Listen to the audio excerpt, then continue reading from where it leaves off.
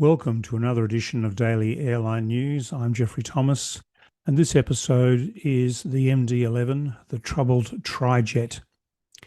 The tragic loss of the UPS MD-11 has once again brought into focus the troubled history of that aircraft.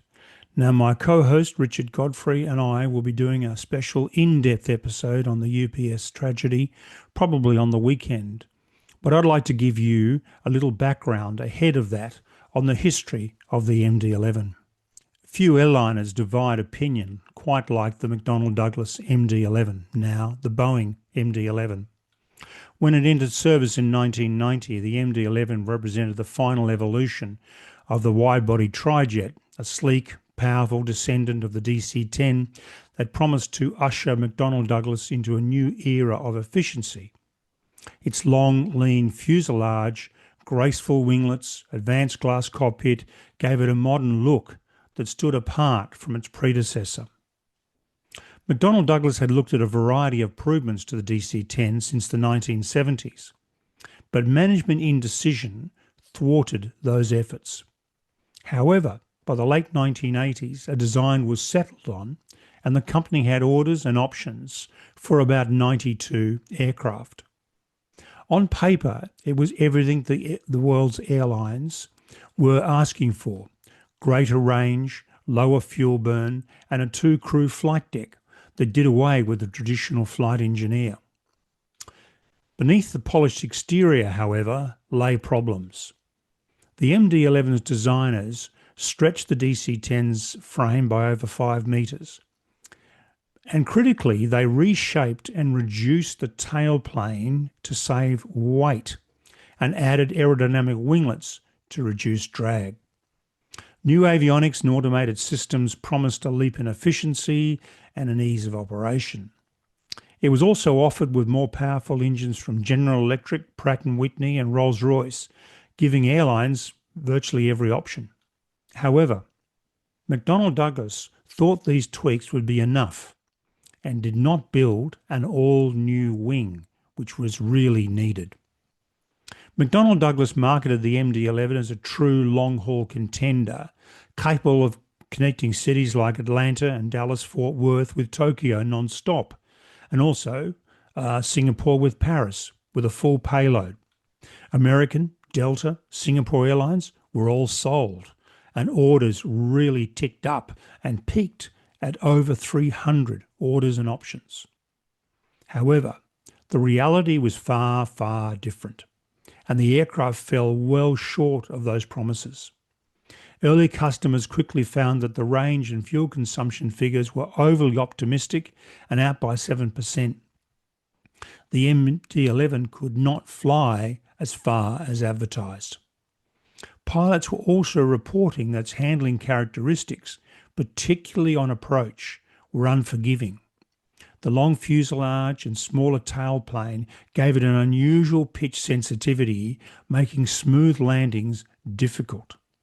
Several high-profile landing accidents, particularly among cargo operators, cemented its reputation as a handful in the cockpit.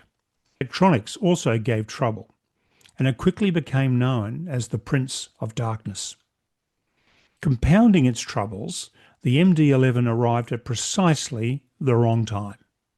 The aviation industry was pivoting rapidly towards twin-engine designs, and the newly launched Boeing 777 and Airbus A330 offered similar range with far better economics and simpler maintenance.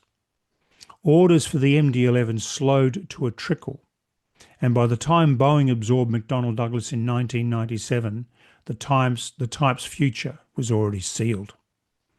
Go back a little bit, a critical point came on August 2nd, 1991, when Singapore Airlines cancelled its 20 MD-11s because the aircraft could not fly from Singapore to Paris without a full payload.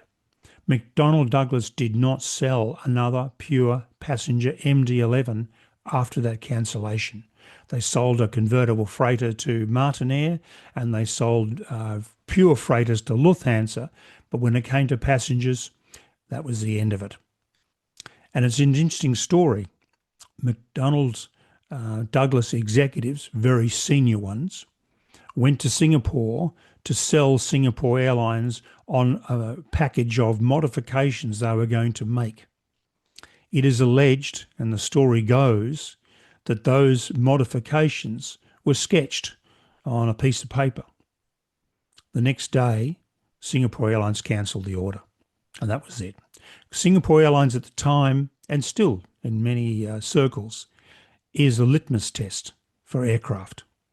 And strangely enough, they cancelled the MD-11 and ordered A340-300s, which they also later cancelled for a much bigger order of Boeing 777s. And in fact, they cancelled the order while they were still being delivered, and Boeing purchased the rest of the order and was actually selling A340s. So again, the A340 suffered the same fate as the MD-11 at the hands of Singapore Airlines. Yet the MD-11 was far from finished. What made it a misfit as a passenger airliner, its brute strength, cavernous fuselage and powerful engines, turned out to be virtues in the freight world. Only 200 were built, and 11 have been involved in write-off crashes. And the MD-11 has basically the worst safety record of any wide-bodied aircraft. It's out at about 3, nearly 4 accidents per million flights. Only 200 MD-11s were built, and 11 have been involved in write-off crashes, killing approximately 244 people. Most of the crashes have involved freighters. We don't know what caused the UPS MD-11 crash. It certainly wasn't a landing accident, as we know. It was a takeoff accident. The left-hand engine ripped away. Why that happened, we don't know. Was it a catastrophic failure of the engine that tore it away from the wing? Was it an accident with the pylon that tore away from the wing? We simply don't know. And that's what we hope to bring you more clarity on the weekend, when Richard and I will present our analysis. But this is just a bit of a background for you on the MD-11 and its somewhat tragic and troubled history. So viewers, please subscribe to us, please like us, please do keep those wonderful comments coming and those great questions coming. We really do appreciate them. And please do tune in later on today for another episode when I'm returning with Richard